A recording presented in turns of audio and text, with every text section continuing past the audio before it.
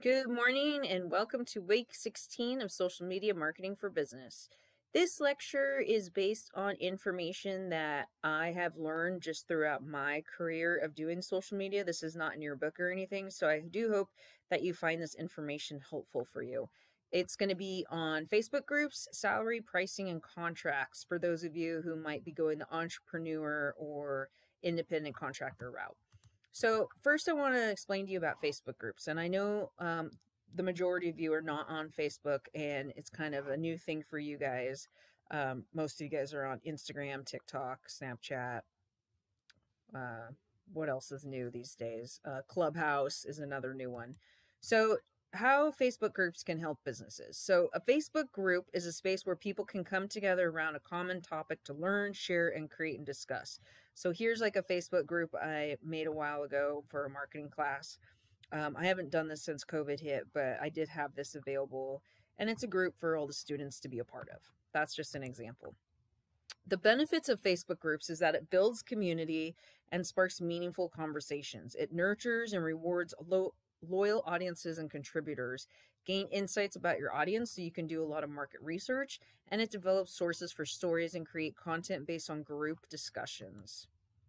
Choosing your group topic. Groups can focus on wide or narrow topics such as gardening or a one-time local event. So I do a one-time local event called the Double Peak Challenge. It's at Double Peak Park once a year. We have a Facebook group just for that one-time event, or you can create something a little more generic that's could be called gardening in San Diego or just gardening period, and it could be a huge group that is worldwide.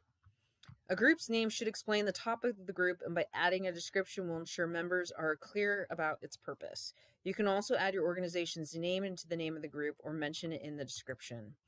Privacy settings. So you have 3 different options here. You have public open dialogue about a common topic or interest. Anyone on or off Facebook can search for these groups and see their content, and any Facebook user can request to join it. So it's public, open, everyone. Closed group controls who can and can't join the group. So anyone on Facebook can search for the group and request to join, but the content is restricted to the group's members, meaning they can't see the content of the group unless they're an actual member of the group, but they can search for this group. So when they search, it can pop up. Secret group. Start a group for teams or subscribers that's hidden from the public. Secret groups won't appear in search results except if you're a member or in the groups tab linked to the page. So if you're having like a surprise birthday party for someone, you can create a secret Facebook group and that person will never find out about it. A closed group might be, female runners in San Marcos only. You don't want it to be public because you don't want people outside of San Marcos knowing what you guys are doing. Groups for pages. So to stand out and engage both your current and potential audiences and subscribers, use your main page to connect, communicate, and provide readers with what they're interested in. Businesses, influencers, organizations that have pages can use groups to create spaces for people to communicate with each other about their business, brand, or content and build a community powered by engagement and trust. So here's an example. Here we have our Ghost Runners Coaching, which is my coaching company where we coach ultra runners. And this is our public page where we post, the majority of stuff. And then we have a public group that's Ghost Runners Free Coaching Tips. So we do our market research in here. We ask a lot of questions. We give a lot of tips. We gain trust. We show that we're domain experts, so when someone's ready to make the purchase of the service of being coached, they know exactly who to go to, Ghost Runners Coaching. So learn about your members. You can ask a set of questions when people request to join your group. This works for both public and closed. So, hey, why do you want to join our running group? Are you currently an ultra runner? Are you interested in running your first ultra? Are you interested in nutrition and losing weight? Are you interested in road running? Maybe it can be a series of those type of questions. Admins can use this information to vet applicants and learn more about why they want to join the group. So if you do trail running only and you have someone who's a road runner, well, maybe the group's not best for them, or maybe they want to convert and be a trail runner. So just something to think about. Participating in your group. The more you participate in your group, the stronger your relationship with its members will be. Join discussions, comment, ask questions, engage with members. When you post, you can ask a question or tag someone relevant. The goal is to generate conversation. Let me tell you guys, this is time consuming. I'm in charge of like 3 different groups that I manage, and it's a lot of work talking back to people. But it helps so much because you become the domain expert. So people, they depend on you, they trust you, they want to know your opinion on things, and they will make a purchase from you. Encourage in-person events. Well, hopefully we can do that again, right?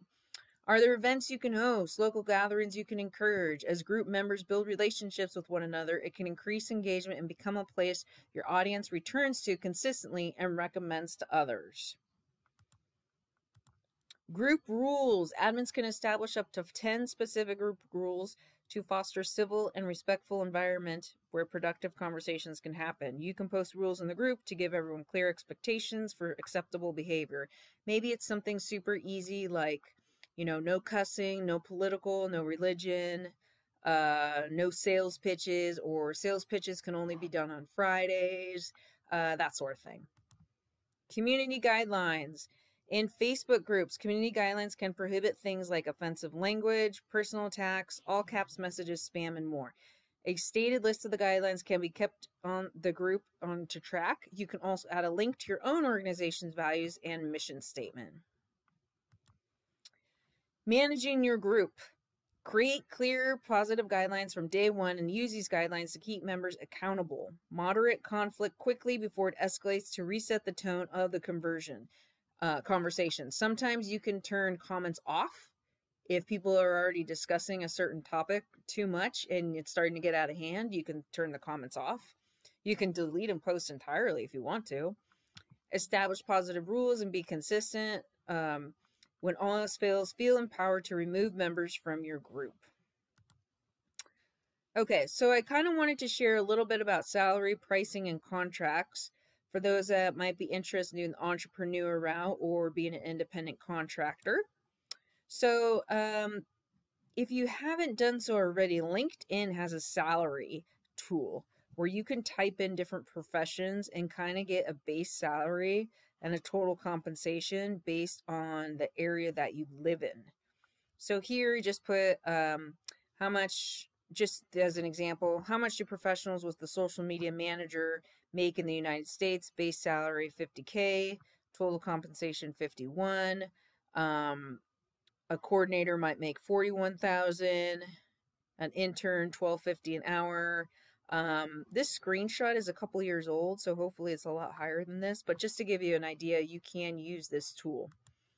I also highly recommend using Glassdoor, especially for big companies that you're thinking at working at. They give employee reviews. So employees that work at Glassdoor give reviews on how it is to work there, which is pretty important. So here, social media marketing manager salaries in San Diego. This was November of 2020, and that's $70,000 a year average base pay. So that's something. It's a lot different than the LinkedIn one, but this one we just put United States. This one's San Diego, and we all know how much it costs to live in San Diego, right? Here's another one. How much does social media marketing communications manager make in San Diego? This was, I don't know where I got this one from. Research status of novel coronavirus pneumonia. No, that's just an ad. I think this was on, this wasn't Glassdoor, it was something else, but this one says 109 median. On the lower end is 76,000. Higher end is 154,000. So here's another one. You can Google this information as well, but I think Glassdoor and LinkedIn are the best tools for this. Packages and pricing. So there are 4 main categories of services for social media here. We have strategy, which evaluates the online presence of a brand. It gives feedback on what they are doing well and what they can improve. It creates a social media plan. We have one-time services, non-recurring services that you can provide to a client, such as graphics, creation, profile setup, or blog optimization. Some people have used me just to set up all their pages, and that's it. That's all I've done. One-time service. Hey, set up all my pages. I just don't have time to do it, and I don't want to learn how to do it. Okay, great. So will you tell me? So here's kind of how to tell. How do you do here? Strategy, one-time services, training and consultations done for you. I think I'm missing a slide here. Whoops. Nope, we'll get into it. Okay. So, will you tell me what to do? If you have a client or someone asking you, will you tell me what to do? That's a strategy. Can you fix those things for me? That's a one-time service. Would you mind showing me? That's under trainings and consultations. Will you do it for me? And that's what we call done for you. So, strategy. It's like getting paid to do an extended interview with your client. Does not promise that you'll continue working with them after the evaluation phase. Wildcard ideas make it fun and allow you to show off your creativity. Create the perfect pitch. Now that you know exactly what the client needs, you can create a custom proposal. Depending on your expertise, you can charge for a strategy about $500 to $1,000 one-time fee. Always get paid up front or at least 50%. Don't deliver your final strategy until you get your second payment. I use the Intuit app, Intuit for Small Business app. That's where I send all my invoices, and that's where I can keep track of everything for taxes. So always make sure you get paid up front. I don't care if they're a family friend, a cousin, or you know, your neighbor. Always get paid up front and say that's just the way you work. It will make things a lot easier in the long run. Okay, what slide here? Okay, one-time services. A social branding package. So these are kind of examples. Facebook page setup and custom tabs, contest, single advertising campaign, profile or website optimization. These are all considered one-time services. I would charge by the hour on this one. So pick your rate and charge by the hour.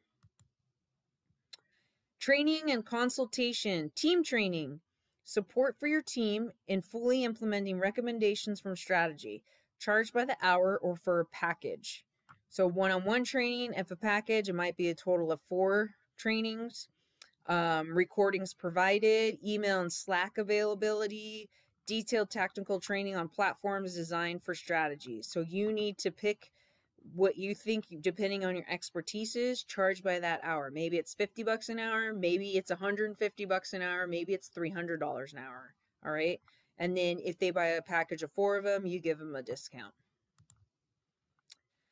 So packages should include social media strategy, grow, engage, invite, monthly reporting, consulting and coordination calls, monthly or bi-monthly. Packages should not include social ads, that's separate, management or budget, content creation, that's beyond your basic social media posts. If you're out there doing photo shoots and creating and editing videos, that's separate. Daily communication with client. No. Make sure you let them know ahead of time that you will have your monthly or bi-monthly calls. Unless it's some sort of an emergency, social media emergency, you do not need to have daily communication with the client. Managing, training, or coordinating with their team outside of your calls. No. This is not part of a package. If they need management or training, then you need to charge them separate training fees. Okay. Packages should not include more than 3 platforms. The third platform could be rotating. You really want to stick to 3 is a lot of work. Start with 3, and then if you feel like you could do more, increase more to later. Sharing the client's content to your profiles. Your profiles are your profiles. They are not in a package of your client. You do not need to share your client's posts on your personal profiles unless you choose to do so. Do not feel obligated to do that. So something for like a basic package, and you can mess with this number up and down. This is just kind of my suggestion for entry-level people. Basic package, entry-level strategist, $500 a month. Create 1 to 5 posts and distribute on 3 platforms weekly. Engagement daily, monitoring brand mentions daily, metrics and measurement monthly, 1 client call monthly. So that's kind of a very basic package there.